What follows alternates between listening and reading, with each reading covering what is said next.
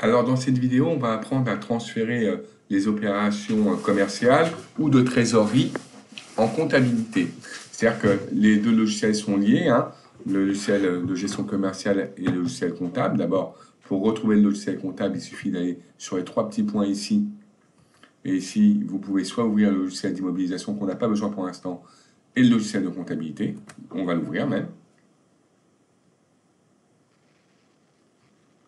Et on va transférer donc toutes les opérations qu'on a réalisées avec TimeUp par rapport donc à cette voilà, là le logiciel de comptabilité est ouvert, on en aura besoin tout à l'heure.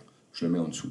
Donc on va non seulement enregistrer, donc je vous remonte la facture de TimeUp, mais aussi le règlement que l'on a réalisé par chèque auprès de TimeUp.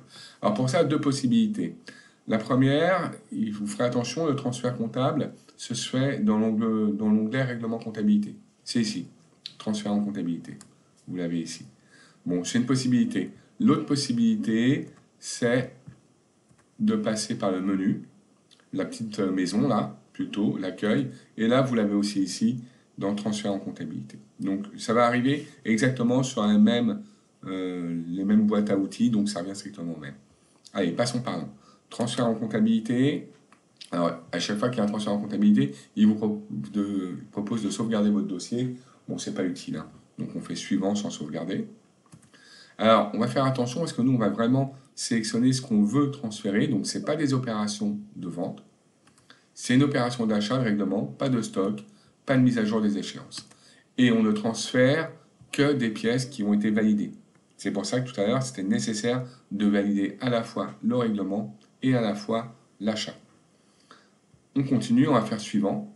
Alors, on pourrait mettre la période, hein, on pourrait mettre le mois de septembre, mais par défaut, on n'a que des opérations au mois de septembre. Suivant, là, donc vous voyez, il vous propose la facture, mais il ne vous propose pas le règlement. Pour une raison simple, et je vais vous montrer que là, ça concerne bien que l'achat. Il ne vous propose pas le règlement, et pour quelque chose de très simple, et on va aller le voir maintenant, et donc on va fermer l'assistant, au niveau du règlement, qui est ici, de TimeUp, on va l'ouvrir. Il a été marqué par un décaissement. Et en fait, ici, il va falloir donc le modifier et le mettre en tant que règlement. Voilà. Et là, on va l'enregistrer et on va dévalider et le revalider pour que ça prenne bien en compte en tant que règlement. Donc je le dévalide. Maintenant que j'ai mis en tant que règlement, je le valide. Voilà, c'est une erreur qu'on avait faite tout à l'heure parce qu'en tant que décaissement, ça ne peut pas générer derrière une écriture comptable. On ferme, on refait notre petite manipulation maintenant. Transfert en comptabilité. Suivant. On prend que les règlements. Suivant. Et vous avez vu, les deux documents apparaissent maintenant. Donc on peut maintenant faire suivant. On va faire un format d'échange direct. Suivant. Il vous remontre ce qu'il va faire. Donc un achat et un règlement d'achat. Et vous faites lancer. Deux écritures ont été envoyées. On peut voir le détail ici. Voilà. Une écriture qui a été donc de règlement et une écriture d'achat. Ok, très bien. On va fermer. L'objectif, c'est de les voir maintenant, évidemment, en comptabilité. Donc, on va ouvrir la comptabilité. Normalement, elle est en dessous. Voilà, elle est là.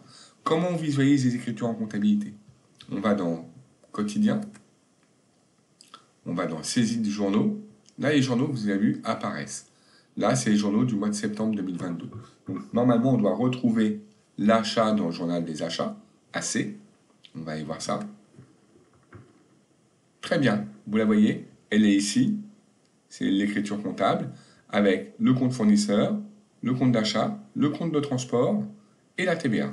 Donc, pas de souci, l'écriture d'achat a bien été transférée. On va aller voir maintenant la banque. BP, et vous l'avez là, le règlement par chèque au 25 du fournisseur, donc TimeUp. Donc conclusion, nos deux écritures ont bien été générées en comptabilité Donc vous voyez que c'est un gros avantage, c'est-à-dire qu'on gère tout par le biais de la gestion commerciale et énormément d'informations qui proviennent de la gestion commerciale sont directement transférées en écriture comptable dans le module de comptabilité. Voilà, je vous remercie. À bientôt. Au revoir.